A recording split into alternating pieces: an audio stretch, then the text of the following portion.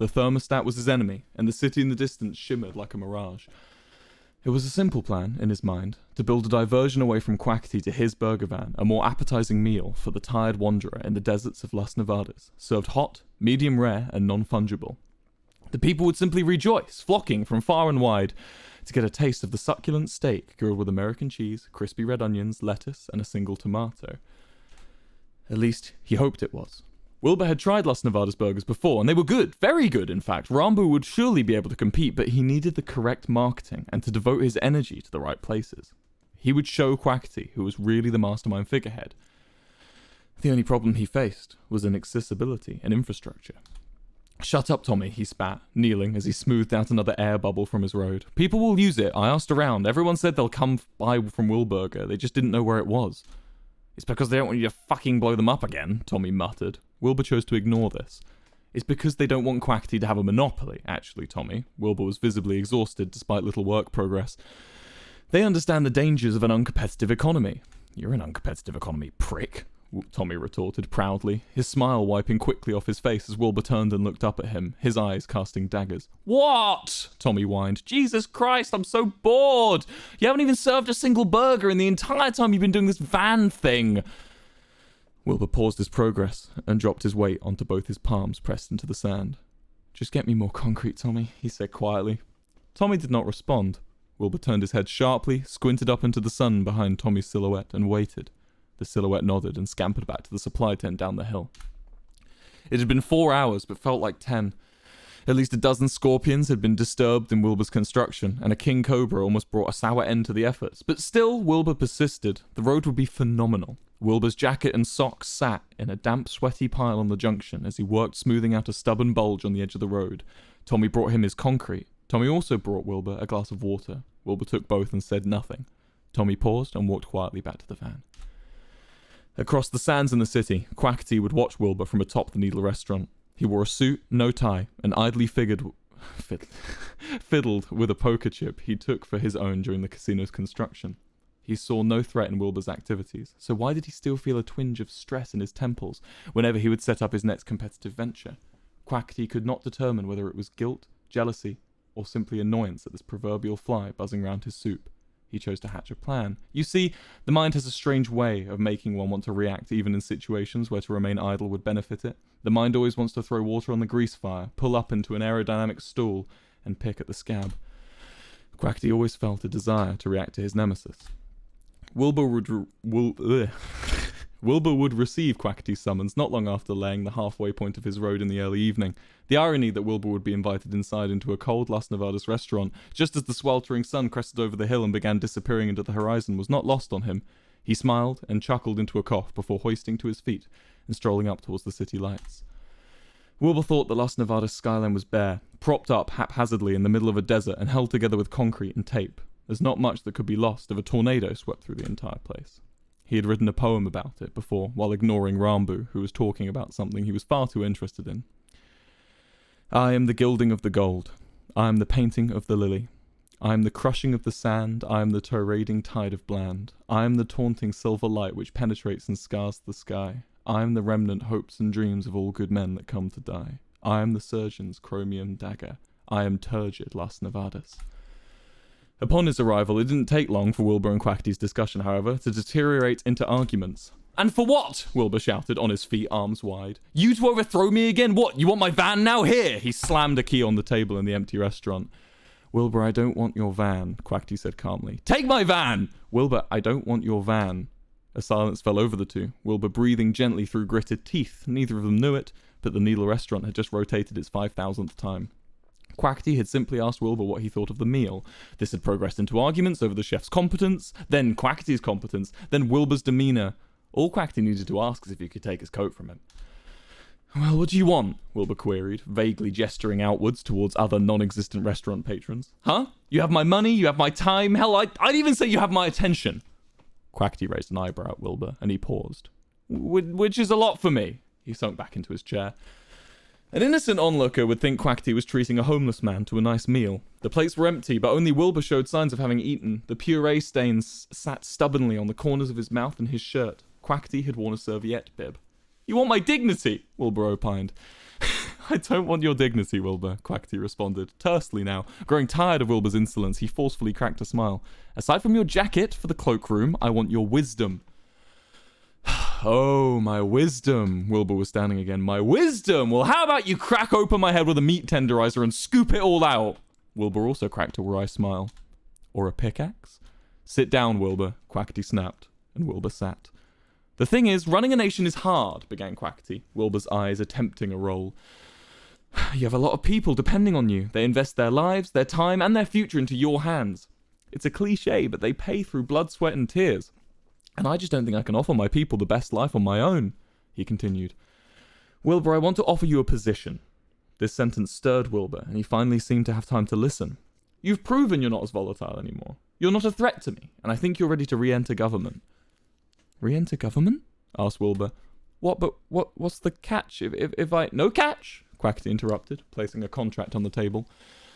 A handwritten parchment, checked, authorized, and checked again, in such a thorough way only Quackity could accomplish. Wilbur paused, and for the first time in a long time, began to feel humbled. I don't think I can govern your nation, Quackity, he said softly. I appreciate the respect you must have for me to put me in a position of power, but I just don't think my reputation would grant anyone the peace of mind you're looking for. I'd still be president, Quackity replied. But then I'd have to be behind the scenes. What trust could people put in the government if that comes out? You wouldn't be behind the scenes. What do you mean? Wilbur breathed, the words falling off his tongue and landing into a short silence. You'd be a figurehead as much as I, Quackity spoke slowly. We'd work together. You'd want another coalition? Wilbur asked. Big Q, I think if I were to be in power, I'd want to rule alone. Rule? There was a further pause. Quackity seemed just as confused as Wilbur for a moment before his eyes lit up and he chuckled. Oh, oh God, no, Wilbur, you wouldn't rule us Nevadas. Wilbur's humbled expression began to fade. You'd be my vice president. Suddenly, the world came to an end, right in front of them. The words dropped like a guillotine, which sliced the entire SMP into two perfect halves. What a coincidence that the apocalyptic guillotine seemed to strike perfectly in the center of Wilbur's skull. And what a coincidence that only Wilbur seemed to see or feel it happen. That's what you brought me here for, Wilbur replied shakily, trying to contain his rage. You deem me a vice president? I deem you a qualified leader, yes, Quackity replied calmly. Do you understand how insulting your charity attempt is? I don't think it's insulting. Don't forget, I was once a vice president, Quackity chuckled. Yeah, well, I couldn't stoop that low. Wilbur slammed his fist on the table and stood up. Wilbur, you forget yourself, Quackity spat. Ha! Wilbur replied, mocking Quackity's intonation. Wilbur, you forget yourself. Quackity, you forget where you stand next to me. You are in my shadow. Act like it. Quackity's eyes furrowed. Wilbur continued. Maybe it's not a coincidence that every single idea you've ever had has failed under your guidance. He spoke his next sentence slowly, one word at a time. You are a walking second-place medal. And yet you are the one who lost an election, even when you tried to rig it, Quackity snapped back, like a whip. Almost as soon as he'd finished his last word, Wilbur was struck out of his rage. Get out of my nation. You're kicking me out? Yes, leave. There was a pause. Wilbur glanced around the restaurant, taking in everything he could before his ejection. How about we organise a way for me to lead a branch of your government? Wilbur seemed to be begging. Quackity was unmoved. Any more words used on you would be a waste of both our time. Look, Quackity, you're a smart man, Quackity snapped. If you really valued my intelligence, you wouldn't need to remind me. I'll be out of your hair. You won't ever have to think about me again. I don't think about you at all, Quackity replied, and Wilbur's face plummeted. A silence fell across the room, only to be broken by a gentle squeak of the rotating cogs. Quackity shattered the silence like ice. Oh, Wilbur, how relaxing it must be to have a mind unburdened by embarrassment. The elevator pinged and opened in front of him. Through Wilbur's apparent numbing red mist, he somehow managed to navigate his index finger to the ground floor button, and after holding it for what an onlooker would deem a questionably long time, released it to a satisfying elevator ping. Tommy was waiting for him at the bottom of the restaurant, idly pouring sand between his two hands. Wilbur, how was it? He asked, standing up and walking towards him. Did you steal his eyes? I would have stolen his eyes, but I'm built different. Wilbur didn't really answer, staring past Tommy and towards a knocked-over outdoor patio chair covered in sand. He smiled, shook his head and replied, There's nowhere left to go but up. The Wilbur Van Act 2. This would be the second screen horseplay. Ranboo missed a lot from back home. Being on the outskirts wasn't all it was cracked up to be from Wilbur's persuasion. He missed his home, he missed Tubbo, and he missed Michael. Still, Ranboo saw something in Wilbur. He saw a man trying his best to carve out a legacy. A man at his lowest trying to gain redemption. But unfortunately, he also saw a man with an unsatiable pride. A man who was a living bomb about to explode. And scariest of all, he saw a bit of himself.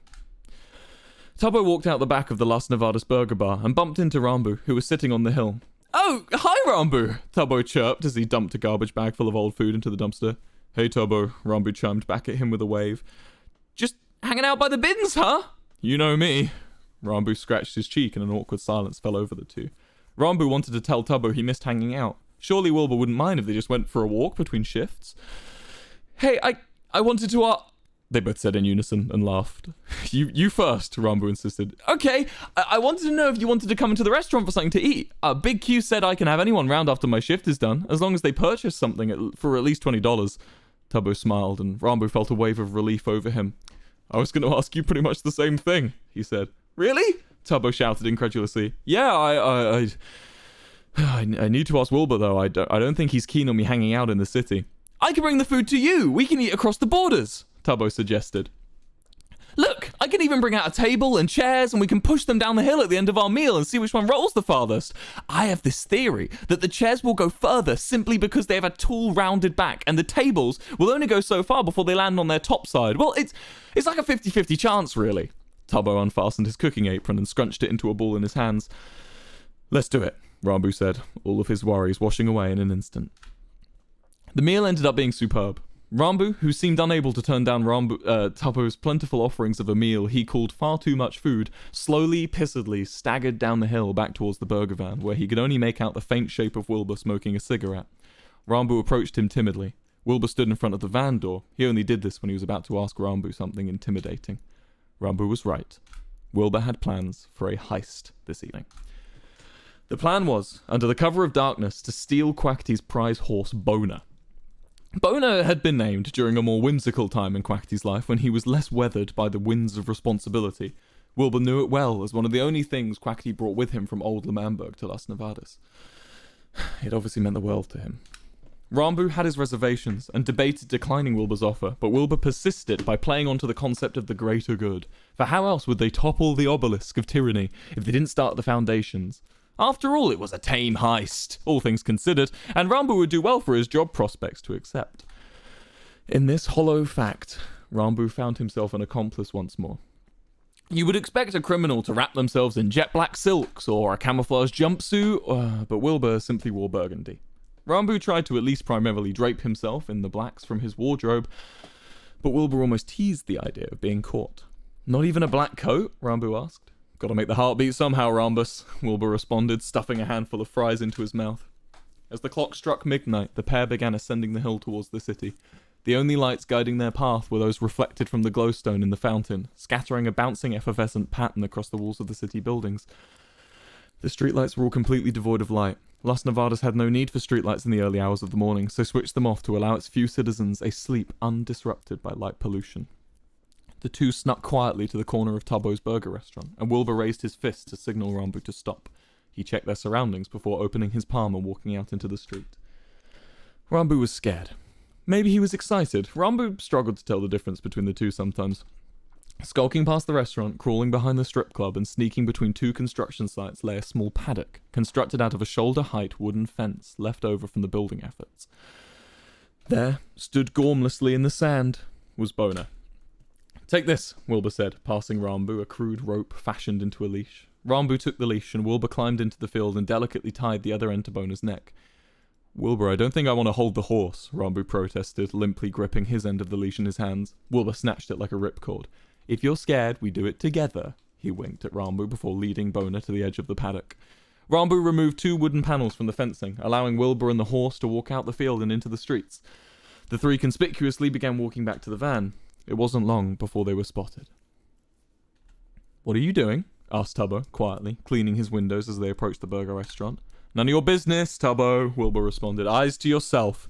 "That's Quackity's horse," he spoke louder this time. Oh, jeez. Ranboo, I don't have time for this. You deal with him. Wilbur scrambled down the hill, yanking Boner quickly away from the scene. Ranboo took a few small steps towards Tubbo. Hey, man, maybe you should go back inside? Big Q told me to take care of that horse, Tubbo replied. I've been feeding him every day. Well, he's in safe hands, Ranboo lied. We're gonna hold him ransom, but you know Wilbur, he would never hurt it. He's too soft. No, he's not, Tubbo blurted, a tremble in his voice. Bring the horse back now. No, Tubbo, Ranboo said, attempting to be firm. Tubbo, unperturbed by Ranboo's stature over him, dropped his cleaning rag. You're going to end up hurting him. Even if you don't intend to, you will. Wilbur always hurts innocent things, and it's not fair. The horse didn't do anything wrong. Ranboo didn't respond. He just stood there, slightly hunched, staring down at the boy. Ranboo, make him bring the horse back, Tubbo begged quietly, his voice sounding trembly, diminished, and tired. No, Tubbo. I'm going to have to tell Big Q. Don't tell Big Q, Tubbo. It's for the greater good.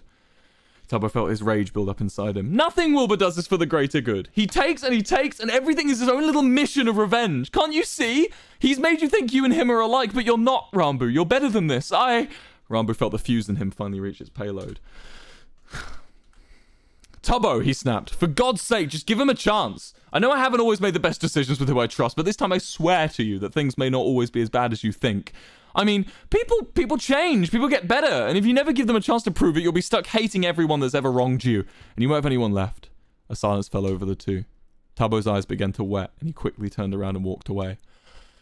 Down the hill, Wilbur cheered and lit up another cigarette. Attaboy, Rambus! He gloated. Ranboo felt sick. The next day, back in paradise on the outskirts of Las Nevadas, beneath the oak trees by the lake, Wilbur and Tommy's HQ was buzzing with light. A welding torch was scattering sparks like fireflies in the dark evening light as a very tired Tommy methodically lined redstone on the hard, rocky floor. Quackity would surely have seen it from his window in Las Nevadas. However, he was asleep, ready for his usual early morning rise. Tommy focused intently on his job, negating his exhaustion as much as possible, only letting his focus slip occasionally to quip something funny to Wilbur. Wilbur enjoyed the company and laughed along, but fretted for the handiwork of Tommy's wiring. For if a single piece of the red powder was not connected properly, the entire circuit would break. Wilbur? Tommy asked with a whining inflection. Yes, Tommy, Wilbur responded, muffled by the welding mask strapped to his face. Tommy sniffed and wiped his nose on his forearm. How do you know this plan will work? It doesn't matter what plan I come up with, Wilbur replied. All Quackity wants to make sure is that I'm not winning. Wilbur's mind worked like a firework. He would have intense flashes of an idea and a storm-like energy coupled with it, but found it hard to maintain that energy further into his work. It was as if the two minds sat in his skull, one who sat dormant on a lounging recliner, sipping gently on a lemonade and watching the mess through two myopic windows. The other half sat at the helm.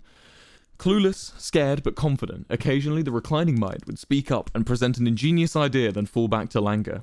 The working mind would then slog the task. Nonetheless, he felt he had gotten this far in life by following his gut and chasing those storms. He had grown so accustomed to perseverance, the next time the firework bloomed, it would greet him as an old friend. This firework had bloomed in the form of vengeance. Wilbur had set up a marvelous trap. Rigged to an explosive device was a pressure plate, bending the wires in such a way as to only be triggered upon the plate's release, meaning the TNT would only detonate not when someone stands on top of it, but only when they step off of it afterwards. The plate was a stone one, meaning any person or creature could set the trap off. So why did you choose Quackity's horse? Tommy asked. Easy to get a hold of, Wilbur chuckled. Quackity doesn't really care about that horse. I'm just showing him a fraction of what I can do. Quackity's horse Boner obliviously chewed old carpet across the room from them, completely unaware he was about to be detonated because he is a horse that cannot speak English. But how do you know this for sure? Tommy asked. I just do, Wilbur answered, a little more sharply than usual. But you've said stuff like this before and it wasn't true. You've got a bit of a track record of lying, Tommy said. I have never lied to you, Wilbur spoke firmly. The atmosphere of fun and whimsy quickly drained from the room. I mean, Tommy began, that's not true. I've had so many people lie to me, including you. Wilbur shook his head. I've never lied to you. What about the pit? What about the stuff you said about Tubbo betraying us in L'Manberg? What about when you said no one would hurt Tubbo? Wilbur lifted his mask. If I truly believed it was the truth, does that make me a liar? Tommy thought for a moment. Well, not exactly, but that's the difference between me and Schlatt. That's the difference between me and Phil, and that's the difference between me and Quackity. The sparks had stopped flying, so it was impossible to make out Wilbur's facial expressions as he spoke. I have never lied to you, Tommy. I've been wrong, but I've never lied to you, Tommy. I won't lie to you. Do you trust me, Tommy? Because right now, I feel like you don't trust me. These words Wilbur spoke, these words that have calmed the strongest men and built entire nations, had no effect on Tommy anymore. They just made him a little frightened. Tommy had heard Wilbur speak like this many times, but it never got easier. He felt he had done something wrong simply by posing his point of view, and he felt like the antagonist when all he wanted was an answer. "I trust you, Wilbur," he said quietly. Wilbur brought his visor back down and carried on his work. After a long night, the trap was set. The two went to bed. Wilbur slept soundly and deeply whilst Tommy stayed awake. Tubbo was wrong. The table rolled the farthest.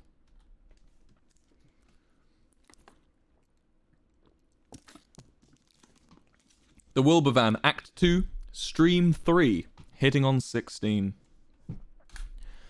Tommy left to go home early in the morning of the day of Wilbur's plan. It was a cold morning, but the summer sun had just started to evaporate the dew, leaving a humid mist in Tommy's wake as he walked up the half-finished highway and towards the forest leading into the Dream SMP.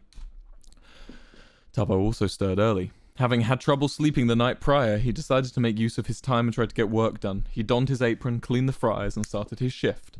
It didn't matter, as no patrons even strolled past, but Tubbo forgot to flip the close sign to open. Surely there was more to his job than this. Tubbo was Big Q's prize co-worker, and almost out of spite, Tubbo felt he had something to prove. If not to Quackity, then to Ranboo. But Ranboo hadn't slept. He went for a walk, towing the outskirts of the city and visiting the Las Nevadas rendition of the Eiffel Tower. No matter how hard he tried, he couldn't seem to switch his brain on. It was as if the morning humidity had permeated his skull, and every one of his thoughts simply disappeared into the fog as soon as they were made. Wilbur awoke with a spring in his step. Under the lake by the burger van, just below the sandstone holding up the topsoil, sat Wilbur's contraption. Currently unprimed, the wires were redirected from the TNT to a simple redstone lamp. Wilbur lay, belly down on the stone floor, gently pressing onto the trigger and releasing it. Satisfied that the lamp illuminated upon doing so, a smile grew wider across his face as he repeated this quietly to himself again and again. Boner the horse had been moved, now tied up in this cavern, dehydrated and hungry. Wilbur had more important things on his mind. Constructed on one side of this cavern was a glass viewing bay, just out of range of the TNT blast, and accessible from Wilbur and Tommy's HQ, where the redstone had been programmed. This platform, behind the reinforced glass with Wilbur sat next to him, was where Quackity was to watch his horse die. As Wilbur started to stand up, the trapdoor hatch to the viewing platform swung open, scattering natural light into an otherwise dimly lit cave. Wilbur squinted into the morning sun as Ranboo began to descend the ladder. "Ranboo!" Wilbur cheered. "You ready for the big day? I know you're not much of a fan of horse viscera, so you don't have to sit in the viewing bay during the detonation. Look, I made you a little trapdoor here." He gestured up to another trapdoor on the ceiling of the TNT room. "When the explosion has occurred, you're welcome to come and join us down here to see Big Q's reaction. Oh, you won't want to miss that. There's a ladder to the viewing platform over here too." "I don't want to use that trapdoor," Ranboo replied, bags under his eyes and a tired croak in his voice. "I swore to never enter that section of the cave. There's too much TNT." "Well, by the time you use it, Ranboo, I hope the TNT has already left the room." Wilbur chuckled into a cough. "If you won't use the trapdoor, I'll just remove it. No biggie." The viewing bay was adorned with decorations. A sign that read, "Thank you, happy day," was scrawled in a childlike font just next to the fake exit door. An equally childlike painting hung on the wall depicting Wilbur and Quackity as stick figures, Wilbur on a number 1 podium, and Quackity sat on the number 3 podium. Ooh. Sorry. And Quackity sat on the number 3 podium with a storm cloud over his head. Ranboo was drawn in slightly more detail, holding a big thumbs up on the number 2 podium. "Is there anything I can get for you, Wilbur?" Ranboo asked with a flat tone. "Oh, Rambus, a lemonade and a first edition Wilburger," Wilbur replied. He looked down and saw his hands covered in dirt and soot from the cave walls. "I'll come up with you to wash my hands. Afterwards we should go and get Big Q. It is his big day after all." Ranboo nodded and exited the viewing bay via the trapdoor. Wilbur switched off the lights and followed him. Quackity quietly sat in his office, listening to the methodic ticking of the grandfather clock by his door. His work already finished by 8 a.m., he slowly sipped on a brandy and reclined his chair as far back as he could go without spilling it. With a sigh and a push of his feet, he managed to glide his seat over to his window and began scanning the horizon. The sand on the hill seemed to dance as the heat bounced off it. Quackity maneuvered his desk fan to his trajectory and yawned. There was nothing to do. If there was another person in his room, he would have tried harder to contain his excitement as Wilbur crested the Las Nevadas boundary.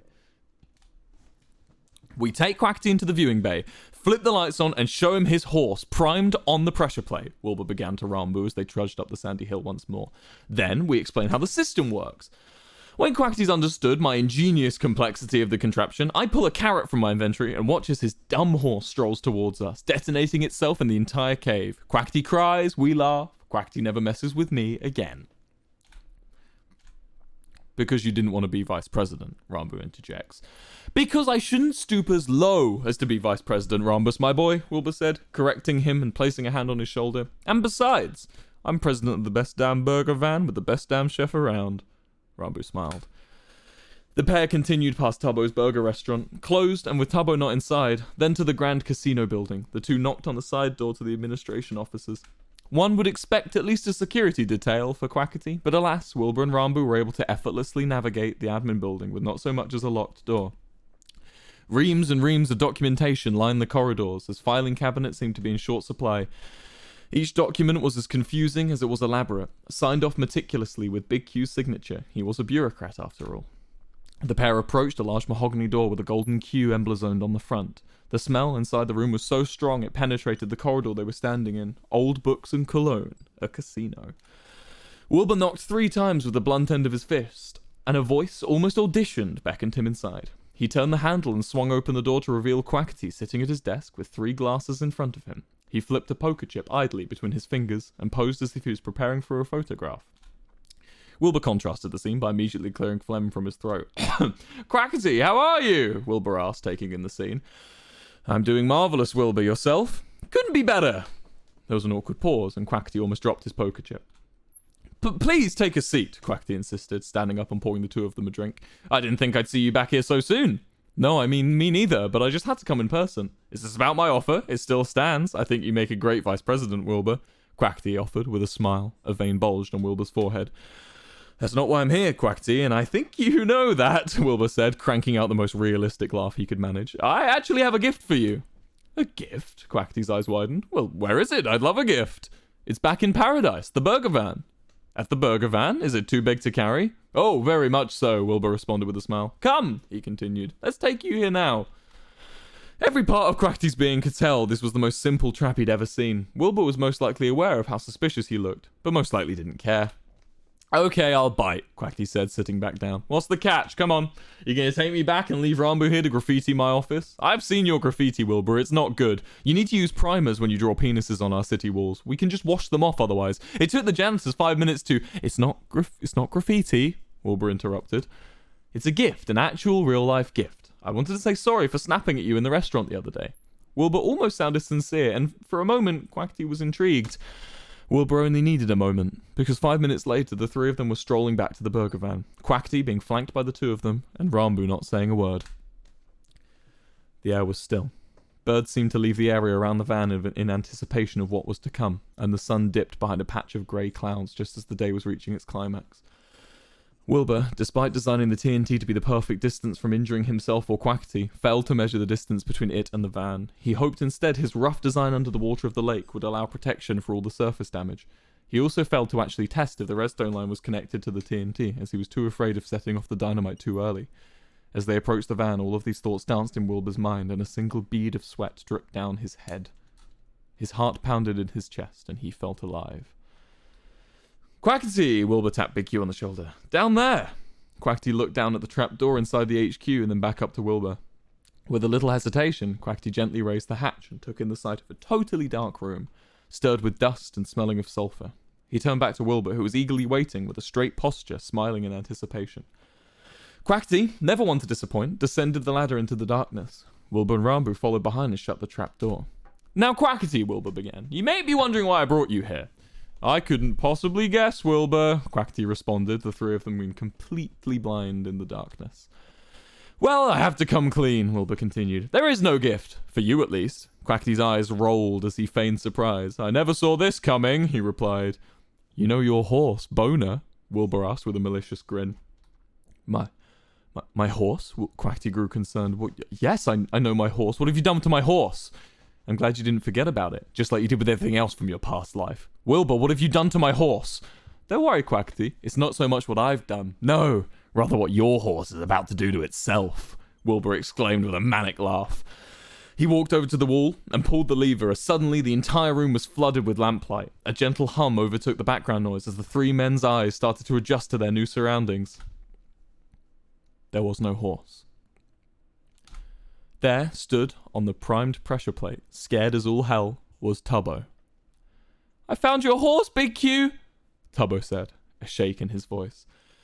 I think he's on the surface now. Wilbur, what the fuck is this? Quackity asked, rage building in him as his hands trembled into a fist. What's all that TNT for? Wilbur's face plummeted as he realized what he had done. Oh, no. Wilbur shook his head. Tubbo, how did you get there? Tubbo, don't move, Wilbur shouted down into the cave, a huge dose of terror in his voice. I went to find Quackity's horse, Tubbo shouted back. I only saw he was rigged to explode after I swapped places with him. If I stand still, will it still trigger? I don't want to die, Wilbur. Ranboo scrambled up the ladder to go find help. You won't die, Tubbo, it's fine, just stay still, I'm coming to get you, Wilbur said, placing his palm against the glass. Wilbur, what have you done? Quackity asked, shoving Wilbur up against the glass of the viewing platform. It creaked gently under their weight. You want to kill Tubbo to prove a point? You knew he'd come to my aid. Quackity, this is what I was intending. I was going to blow up your horse. Wilbur was interrupted as Quackity struck him in the stomach with a single punch. Wilbur recoiled with a groan and slumped down to his knees. Oh, Quackity, please, I can fix this, he stuttered. You've done enough, Quackity spat before reverting his attention to Tubbo. Tubbo, how can we get you out of there? Wilbur darted between Quackity's knees and picked up the fake exit door and hurled it at the glass, creating a small crack across its surface. Tubbo, I'm coming to save you, he yelled. Thank you, Wilbur, Tubbo stammered. Wilbur picked up the door again for another throw, but before he could even lift it, Quackity had tackled him to the ground. I said you've done enough, Wilbur, Quackity said, overpowering him, desperately struggling to pick up the door again, blood trickling down from his nose. Again, Quackity turned his attention to Tubbo. Tubbo, don't move. What can I do to help? I don't know, Big Q, Tubbo began. I guess you could drop water on the TNT? No, Wilbur exclaimed. The TNT will just explode the second the redstone circuit's broken. You are a sick fuck, Wilbur, Quackity said, turning his attention back to the terrorist he was pinning down. You're a pathetic, spineless bastard. Shut up and help me then, Wilbur shouted. Start trying to break the glass. Quackity ignored him. Tubbo, how did you get in? We can just go over and get you out the way you came in. I don't remember, Big Q, Tubbo responded. I dug my way in. I think Boner got out that way. Quackity muttered something under his breath before releasing Wilbur from his grip and grabbing the door to launch one more time at the glass. Wilbur sprung to his feet and grappled the door, struggling to snatch it from Quackity's hands. Let me do this, Quackity. I got Tubbo into this mess. I'll get him out, Wilbur exclaimed, attempting to wrench the door out of Quackity's grasp. He's my citizen. I won't let a citizen of my government die to a terrorist, Quackity shouted back. Refusing to relinquish the door, after a few seconds of struggling, Quackity began trying to kick Wilbur. A flurry of 4 swift kicks erupted forwards, missing their target, before one landed squarely against the body of the door, breaking it into 2 halves. Wilbur immediately chucked his half of the door against the glass, doing very little damage due to the loss in mass. He cried out in rage and began scrambling on the stone floor. The two, too out of breath to speak, began searching frantically for an item to hurl at the glass before Wilbur found a sizable rock against the boundary of the room. He held it above his head, ready to throw, before Quackity tackled him once again and tried to wrestle the rock out of his grip. Tubbo watched as the two struggled for what felt like an hour, trying to take the rock from one another, before Wilbur finally swung it against Quackity's jaw, knocking him across the room and releasing Wilbur from the grapple. Immediately, Wilbur threw the rock against the glass, causing it to bounce back across the room. Quackity, now prone, grasped the rock in his hands and threw it over his body directly into the center of the glass pane, shattered it into 1,000 pieces. Wilbur recoiled from the explosion of the glass shards and fell backwards, giving Quackity time to right himself. Tubbo, just... Quackity began, panting out of breath before Wilbur launched himself against Quackity's knees once more, knocking him to the floor. You never cared about Tubbo. You just cared about your image, you maniac, Wilbur shouted, spitting blood as he attempted to pin Quackity's arms down. You just don't want anyone to know that you failed to protect the one person who still cares about you. Tubbo's my friend as much as he's my citizen. I'll protect him at any cost, Quackity responded before biting down hard on Wilbur's arm. Wilbur released his grip and Quackity easily stood up and began to swing his fist across the side of Wilbur's head. The viewing platform shook and erupted in a fistfight as the two violently attacked each other, neither party seeming to get the upper hand. It's at this point Ranboo broke through the rock above the cave, scattering grey sunlight into the room. Neither Quackity nor Wilbur saw him collapse into the room and walk up to an increasingly frightened Tubbo. Ranboo placed a single foot onto the pressure plate, put a hand on Tubbo's shoulder and said, Tubbo, you need to move. I have a plan. Without hesitation, Tubbo scrambled towards the ladder connecting to the cavern to the viewing platform, and he climbed it. He turned back to look at Ranboo, who smiled at him with the kind eyes he remembered, and Tubbo smiled back. Once Tubbo had ascended the ladder to safety and curled up in the corner, Ranboo began to shout, Wilbur, Quackity! The two immediately stopped fighting and looked down at the new voice. Ranboo stood firmly on the pressure plate. Ranboo? Quackity said, a cold shot dragging down his spine. Where's... He looked at his left and saw Tubbo, curled up in the corner with his eyes firmly shut. It's okay, guys, Ranboo began. Wilbur immediately began rushing to enter the main cave before Ranboo raised a hand. Stop! Please, he shouted. Don't come closer. Stay in the viewing platform. Ranboo, I'll go find something heavy. Just stay there, Wilbur began, but was interrupted by Ranboo shaking his head. I have an idea, he began, his words echoing around the cave. I know what to do. I know how to defuse the bomb and make you realize how frivolous this whole thing is. He smiled. But tell me, Wilbur, Quackity, the burgers were good, right? Yes, Wilbur answered, instantly reacting. They're the best, Ranboo, and they'll continue to be the best. Let me get you out. No, Wilbur, I just wanted to know. But it was never about the burgers, was it? Ranboo said. Ranboo smiled. Ranboo jumped. Searing flames and a violent burst of air was all that was left. For a change, the world really did end. Wilbur felt alive.